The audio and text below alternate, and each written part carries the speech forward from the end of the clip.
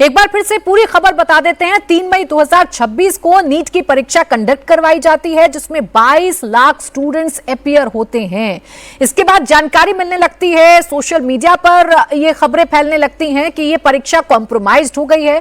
Solved paper, ये जो guest paper हैं, उसमें 700 में से 600 अंक के जो क्वेश्चंस थे वो पहले से ही आउट हो गए हैं, ऐसी जानकारी मिलने लगती है। हालांकि शुरुआत में इस पे कोई एक्शन नहीं लिया गया, शुरुआत में इनको अफवाहें भी बताया गया, लेकिन जब सीरियसली इस मामले की जांच शुरू होती है तो ये बात सच निकलती है कि हां भाई पेपर लीक हुआ है, जिसका नतीजा ये है कि अब इस परीक्षा को रद्द कर दिया गया है। इस परीक्षा को दोबारा कंडक्ट करवाया जाएगा। इस परीक्षा में दोबारा अब छात्रों को अपीयर होना होगा। अब ये तो ठीक है कि आपने परीक्षा रद्द कर दी क्योंकि पेपर कॉम्प्रोमाइज हुआ है, लेकिन क्या इस बात का कोई जवाब देगा कि वो 22 लाख स्टूडेंट्स जिन्होंने सालों साल मेहनत की है, अब उन्हें दोबारा मेहनत करनी होगी, अब उन्हें दोबारा परीक्षा में बैठना होगा, दोबारा उनको मेंटल प्रेशर से भुगतना होगा, मेंटल प्रेशर से गुजरना होगा। इसके लिए जिम्मेदार कौन है? उन स्टूडेंट्स के साथ कौन खड़ा है और उन स्टूडेंट्स की नाराजगी को दूर कौन करेगा? एनटीए जैसी एक प्रतिष्ठित संस्था है जो इन पेपर्स को कंडक्ट करवाती है। 2024 में ऐसे मामले सामने आ चुके हैं, 2026 में भी ऐसे मामले सामने आ रहे हैं, तो कहीं ना कहीं लूप होल तो है ना, उसे पकड़ेगा कौन? इन पेपर लीक माफियाओं पर कार्रवाई करेगा कौन? ये वो तमाम सवाल हैं जो इन तस्वीरों को देखकर खड़े हो जाते हैं। इला खास भी, मेरी सहयोगी भी इस वक्त हमारे साथ जुड़ गई हैं, उनके पास भी सीधा चल लेते हैं। इला, आप बताइए क्या जानकारी आपको मिल रही है? भाई स्टूडेंट्स का गुस्सा तो है, स्टूडेंट्स तो गुस्से में रहेंगे ही ना भाई, वो मेहनत करते हैं, इस आशा से परीक्षा में बैठते हैं कि अब आने वाले कुछ साल उनके बेहतर होंगे, लेकिन क्या परीक्षा रद्द हो जाती है कुछ पेपर माफियाओं की वजह से? बिल्कुल, और ये छात्रों के लिए बिल्कुल राहत की बात नहीं है, क्योंकि पूरे साल वो तैयारी करते हैं, जिसके बाद वो एनटीए का नीट का एग्जाम देते हैं। और अब ये साफ हो गया है कि गेस्ट पेपर के जरिए किस तरह से पेपर लीक किया गया 600 अंकों का, जिसके बाद अब एनटीए ने ये साफ कर दिया है कि परीक्षाओं को कैंसिल कर दिया गया है। अब दोबारा नए एडमिट कार्ड जारी किए जाएंगे और नए जो सेंटर्स हैं उनकी भी लिस्ट जारी की जाएगी। वही एनटीए ने इस सभी जांच को सीबीआई को भी सौंप दिया है और साथ ही साथ ये अपने नोटिफिकेशन में जारी किया है एनटीए ने कि दोबारा रजिस्ट्रेशन फीस नहीं ली जाएगी छात्रों से, और जो दोबारा रजिस्ट्रेशन होगा और जो दोबारा जो पूरी परीक्षा होगी उससे छात्रों को राहत नहीं है, क्योंकि वो पूरे साल लगा के परीक्षाओं की तैयारी करती है। देखिए, हम लोग अभी रास्ते में और कुछ ही देर में एनटीए भी पहुंच रहे हैं और एनटीए के अधिकारियों से जाकर के बातचीत भी करेंगे और सवाल करने की भी कोशिश करेंगे कि आखिर ऐसा क्यों हो रहा है। 2024 में और उससे पहले 2019 में भी इस तरह की परीक्षा लीक का मामला सामने आया था। 22 लाख से ज्यादा जो छात्र हैं उनका भविष्य पर अभी सवाल निशान जरूर खड़ा हो गया और एनटीए को उसकी जवाबदेही देनी होगी। बिल्कुल, एनटीए को इसकी जवाबदेही देनी होगी। और जैसा आप कह रही हैं इला कि अब एंट्रेंस फीस नहीं ली जाएगी या एग्जामिनेशन फीस नहीं ली जाएगी, तो ये कोई एहसान नहीं है जो एनटीए छात्रों पर कर रहा है। जरूरी ये होता कि एक बार आपने फीस वसूल ली है तो आप ऐसी व्यवस्था करते, ऐसा प्रॉपर सिस्टम बनाते, ऐसा चाक चौबंद व्यवस्था करते जिसका खामियाजा छात्रों को ना भुगतना पड़ता। नीट परीक्षा, आप सोचिए, सबसे प्रतिष्ठित परीक्षाओं में से एक है वो नीट परीक्षा, जिसमें 22 लाख स्टूडेंट इस आशा के साथ बैठे कि वो आने वाले वक्त में देश के डॉक्टर बनेंगे। अब वही नीट परीक्षा जब कॉम्प्रोमाइज्ड हो जाएगी, इतनी आसानी से पेपर लीक हो जाएगा और सोशल मीडिया पर वो पेपर पूरी तरीके से सर्कुलेट होने लगेगा, तो सवाल है कि आपका सिस्टम कर क्या रहा था। एक बार फिर हम मनीष के पास जाएं, उससे पहले रुचि मेरे साथ जुड़ गई हैं लखनऊ से।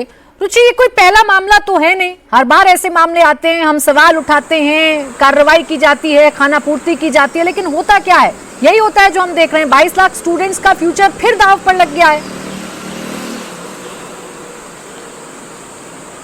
बिल्कुल, बहुत ही तकलीफ की बात है, खासतौर से उन बच्चों के लिए जिन्होंने बहुत मेहनत करके ये इम्तिहान दिया था। यूपी की अगर आप बात करेंगे तो करीब 4.25 लाख बच्चे नीट के एग्ज़ाम में बैठे थे। यूपी में करीब 12,000 सीट्स हैं मेडिकल की, और इन 4 लाख बच्चों ने बहुत ऐसे होंगे जिन्होंने पूरे साल, कई साल से उनकी मेहनत होगी, हो सकता है उनका इम्तिहान भी बहुत अच्छा हुआ होगा और वो सोच रहे होंगे कि वो क्वालिफाई कर जाएंगे और आने वाले दिनों में डॉक्टर बनेंगे, सेवा करेंगे। लेकिन ये जो पेपर लीक का सिलसिला है, ये छात्रों के लिए बहुत ज़्यादा तकलीफ देने वाला है। कि सरकार ऐसे कदम क्यों नहीं उठाती, जो संस्था ये इम्तिहान करा रही है वो आखिर ऐसे कदम क्यों नहीं उठाती कि आज के दौर में पेपर लीक ना हो। पुराने ज़माने में तो ठीक है, टेक्निक नहीं थी, टेक्नोलॉजी नहीं थी कि पता नहीं चलता था पेपर लीक हो गया, लेकिन आज के टाइम पे ऐसा कैसे होता है कि हाथ से लिखा पेपर सर्कुलेट हो गया, पता नहीं चला, वही पेपर उसमें से बहुत सारे क्वेश्चंस पेपर में आ गए। तो तकलीफ है छात्रों की, गुस्सा भी है, नाराज़गी भी है, लेकिन क्या करें। अब वो फिर से इम्तिहान की तैयारी करेंगे, फिर से जब डेट अनाउंस होगी फिर से जाएंगे इम्तिहान देने। और आप भी समझती हैं कई बार ऐसा होता है कि बच्चे बहुत ज़्यादा पढ़ते हैं लेकिन कभी कभी उनका इम्तिहान ख़राब भी हो जाता है। तो उनमें से बहुत सारे ऐसे होंगे जिनका इस बार एग्ज़ाम अच्छा हुआ होगा, लेकिन अब जब फिर होगा तो वो गारंटी कि उतना ही अच्छा होगा ये दे पाना उनके लिए बहुत मुश्किल है। तो काफ़ी ज़्यादा गुस्सा, नाराज़गी इन छात्रों में है जो इस इम्तिहान में बैठे थे। और बड़ा सवाल भी है कि आखिर क्यों बार बार इतनी बड़ी परीक्षा के पेपर लीक कैसे हो जाते हैं। बिल्कुल, देखिए जो आप कह रही हैं कि परीक्षाओं में खींच, जो परीक्षार्थी हैं उनमें खींच है, उनमें एक तरीके की निराशा है कि वो मेहनत करते हैं। और जैसा आप कह रही हैं रुचि, इस बात से इनकार नहीं किया जा सकता कि यूपी के अगर 4 लाख स्टूडेंट्स हैं उनमें से कई ऐसे स्टूडेंट्स होंगे जिनकी परीक्षा बहुत अच्छी गई होगी। वो इस बात को लेकर बड़े उम्मीद भरे नज़रों से होंगे कि अब जो रिजल्ट आएगा वो उनके बेहतर भविष्य के लिए आएगा। लेकिन ऐसे स्टूडेंट्स को जब ये पता चलता है कि परीक्षा रद्द हो गई है और दोबारा से उनको परीक्षा में अपियर होना है तो उनके मन पर क्या बीतती होगी या उनके मनोबल पर क्या बीतती होगी, उनका कितना मनोबल टूटता होगा, ये अब देखने वाली बात है। अब भास्कर, मैं एनटीए की भूमिका पर बार बार आपसे इसलिए बात करना चाह रही हूं, जिस संस्था की स्थापना ही इस वजह से हुई, ये पूरा का पूरा सिस्टम पारदर्शिता से चले, ये पूरा का पूरा सिस्टम स्टूडेंट्स के भविष्य के लिए काम करे, वो एनटीए बार बार विवादों में रहती है और बावजूद उसके व्यवस्था वही लचर है।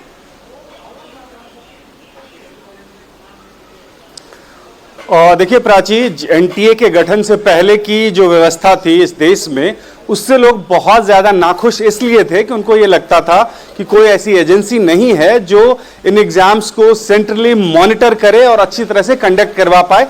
इसी की वजह से ऐसा लगता है कि पेपर लीक होते हैं। और हमने देखा है कि किस तरह से बिहार से लेके, हरियाणा से लेके और अलग अलग राज्यों में ऐसे गिरोह काम करते थे जो पेपर्स आउट करवाते थे, लीक करवाते थे और एग्जाम पास करवाने की गारंटी तक देते थे स्टूडेंट्स को और उसके बदले पैसे लेते थे। उसके बाद ये नई व्यवस्था की गई, एनटीए का गठन हुआ और ये इस उम्मीद के साथ हुआ था कि शायद अब कोई ऐसी गिरोह काम नहीं करेगा, कोई ऐसा पेपर लीक नहीं होगा। लेकिन सच्चाई ये है कि कितनी भी तकनीक का इस्तेमाल कर लें और कैसी भी व्यवस्था अभी तक जो की गई है वो फुल प्रूफ बिल्कुल नहीं है। और वो तमाम गिरोह जो पहले काम करते थे वो अब भी कर रहे हैं। सिर्फ इतना हो रहा है कि सेंटर्स अलग अलग हो रहे हैं। हर बार अगर आप देखें तो किसी एक राज्य में जाके वो इस तरह से अपनी करतूतों को अंजाम दे देते हैं और जांच एजेंसियां बाद में उस पर काम करती है, कुछ लोगों को पकड़ा जाता है, लेकिन उससे पहले सारे ट्रांजैक्शन हो जाते हैं। जो भी मोडस ऑपरेंडी है वो सीधा सीधा ये होता है, जिस किसी भी बच्चे को पेपर दिया जाता है या बेचा जाता है उनसे एडवांस में पैसे ले लिए जाते हैं। तो ये जो भी इस गिरोह के सदस्य हैं वो अपने काम को बखूबी अंजाम दे चुके हैं। उनमें से अगर कुछ लोगों को पकड़ा भी जाता है तो कुछ दिनों बाद जमानत मिल जाती है, छूट जाते हैं, वो केस चलते रहता है। जो प्रॉफिट है वो इतना बड़ा है कि इसके लिए वो रिस्क लिया जाता है। अब सरकार को यह सोचना पड़ेगा कि ऐसी कौन सी व्यवस्था अपनाई जाए या ऐसी कौन सी सजा दी जाए कि कम से कम इस तरह के गिरोह जो वर्षों से काम कर रहे हैं, वो तमाम ऐसे एग्जाम्स के लिए काम कर रहे हैं, उनको उन पे नकेल कसी जाए। और उसका एक ही तरीका हो सकता है कि ऐसा दंड दिया जाए कठोर उनको कि आगे कोई ऐसी हिमाकत ना करे। नहीं तो सच्चाई यह है कि जो व्यवस्थित गिरोह हैं इस देश में पहले से, हमने देखा है कई राज्यों में इस तरह से वही लोग घूम फिर के काम कर रहे हैं, वो तरीका नया अख्तियार कर लेते हैं। वो एजेंसी जिस तरह से अपने आप को मॉडिफाई करती है वो उस हिसाब से अपनी तैयारियां कर लेते हैं और फिर से वो अपने करतूतों को अंजाम दे देते हैं। लेकिन ये रुकने वाला तब तक नहीं है जब तक एक नजीर न किया जाए प्रस्तुत उनके सामने कि अगर आप इस तरह से कहीं भी दोषी पाए जाते हो ऐसे किसी भी कृत्य में या एंटी अपडेट होना हो, कार्रवाई होगी। और